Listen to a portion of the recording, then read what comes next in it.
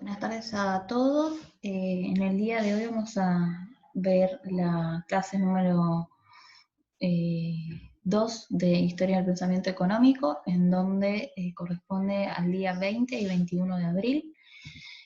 Continuamos con este paso en la historia del pensamiento económico. Como habíamos visto, el pensamiento económico se inicia en la antigua Grecia, con algunos pensadores como Aristóteles y Santo Tomás de Aquino también un poco más adelante, y luego continúa con estas nuevas escuelas o pensamientos que aparecen, que es la fisiocracia y el mercantilismo.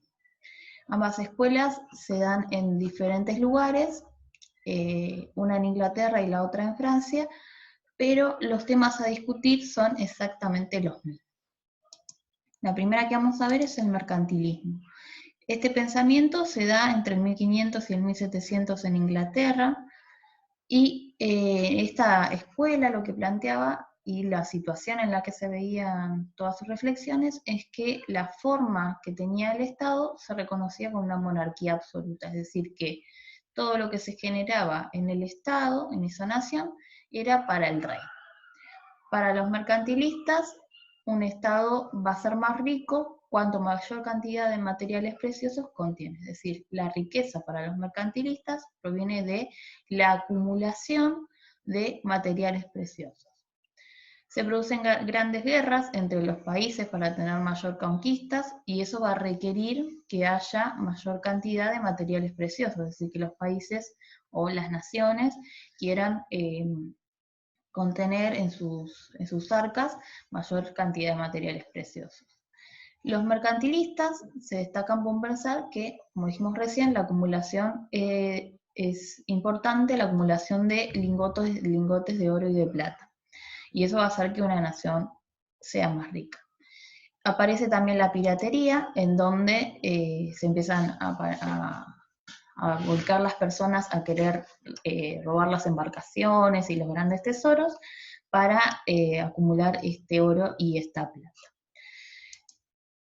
El comercio se daba por obtener grandes cantidades de oro, es decir, lo que se comercializaba era para tener grandes cantidades de oro, pero los salarios para los que trabajaban eran muy bajos, al igual que las condiciones sociales. El gobierno, en este caso, va a intervenir en la economía fijando precios, salarios y cobrando impuestos. Cobrando impuestos a toda la población, incluso a aquellos que tenían recursos muy bajos. Las colonias, acá estamos en un momento en donde la mayoría de las grandes potencias, como por ejemplo España, tienen sus virreinatos. En el caso, por ejemplo, de Argentina, que pertenecía al virreinato del Río de la Plata, es decir, esas colonias que pertenecían a las diferentes potencias, como por ejemplo España, solo tenían el comercio vinculado a su tierra madre, es decir, con quien los había conquistado. Es decir, ellos solamente podían comerciar con España.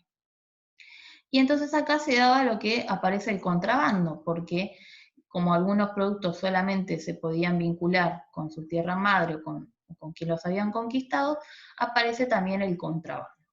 Y la economía era más bien nacional, es decir, que se trataba de producir todo en las economías locales y no tanto comercializar con otras naciones. Algunos de esos representantes del mercantilismo, fueron Thomas Moore y Jean Colbert.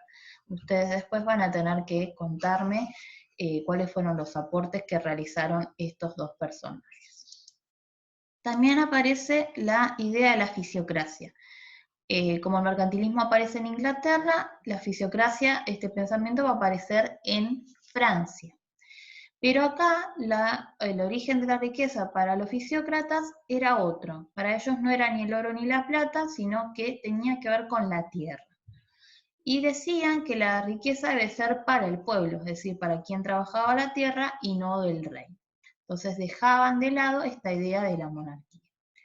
Los agricultores van a producir, decía la fisiocracia, todo lo que viene de la tierra, y el resto de la sociedad se va a dedicar a transformar eso que viene de la tierra o a intercambiar. Los fisiócratas eran partidarios del libre comercio, Es decir, pretendían comercializar con todas las naciones y decía que cuanto más abierta estaba la economía hacia otras naciones, mayor iba a ser el intercambio y mayor iba a ser la riqueza. Vamos a decir que tenía la idea de un libre mercado.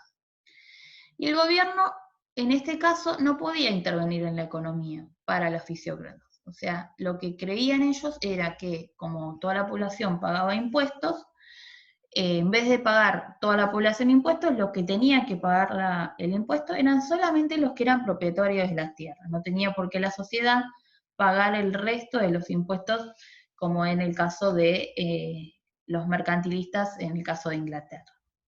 Introducen un concepto muy importante que es el laissez-faire, que quiere decir dejar hacer y dejar pasar. Es decir, esta idea de que se dé el libre comercio entre diferentes naciones y vinculados al origen de la tierra.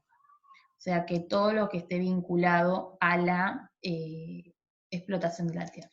Sus principales representantes, Franklin Quesnay y William Petty, ambos dos representantes de la fisiocracia. Después ustedes también me van a contar en la actividad qué aporte realizaron estos representantes, también como así los del mercantilismo, al pensamiento económico. Espero que les haya gustado la clase y me escriben si tienen alguna duda.